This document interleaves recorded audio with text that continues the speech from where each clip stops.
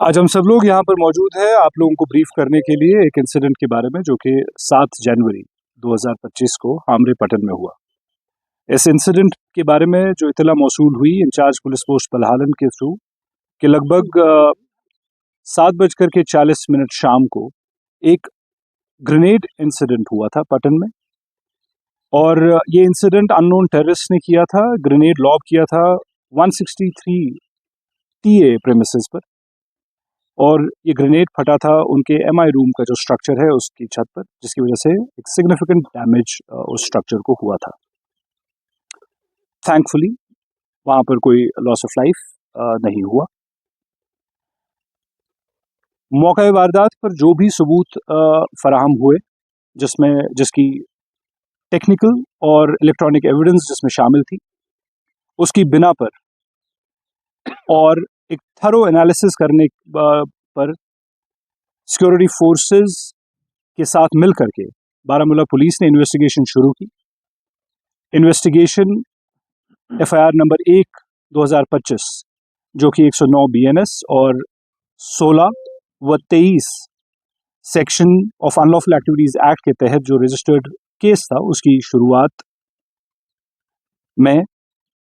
इस एनालिसिस की बेसिस पर और मल्टीपल टीम्स जो हमने इस इन्वेस्टिगेशन में लगाई थी, उनकी काविशों की वजह से कामयाबी हासिल हुई और इस केस को सॉल्व कर लिया गया 24 घंटे के अंदर अंदर। 3 इंडिविजुअल्स इसमें अरेस्ट हुए और उनकी इंस्टेंस पर एक हैंड ग्रेनेड, एक AK सीरीज राइफल, एक पिस्टल,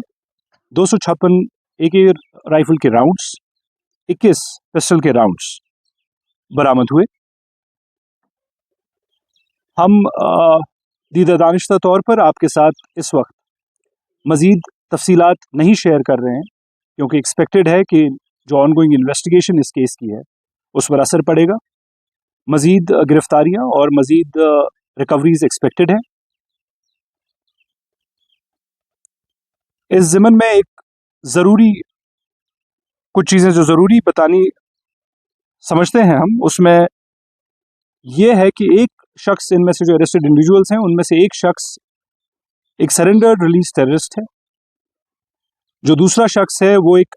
और सरेंडर्ड रिलीज टेररिस्ट का बेटा है, और जो थर्ड इंडिविजुअल है जो कि इसका मास्टरमाइंड लगता है, वो पिछले 2 साल से एक नार्को टेरर केस में अपनी अरेस्ट से भागने की कोशिश में था और